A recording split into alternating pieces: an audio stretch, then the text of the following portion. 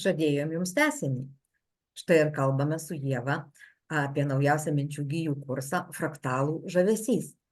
Kuogi jis žavus, šis kursas, ir kuo jis skiriasi nuo buvusių fraktalų kursų?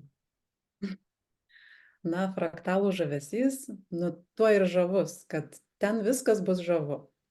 Nes fraktalinio žavesio kurse mes piešime meninius fraktalus, kurie skiriasi nuo diagnostinio fraktalo, nuo korekcinio ciklo piešimo fraktalų.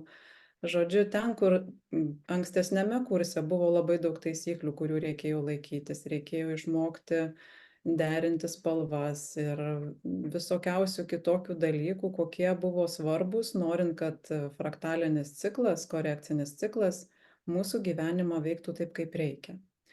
Ir kai kurie žmonės manęs net ir klausė, tai jau kaip, o kur tas lengvumas, nes aš kartais piešiu tą fraktalinį ciklą, kaip eidama į darbą, žinau, kad reikia.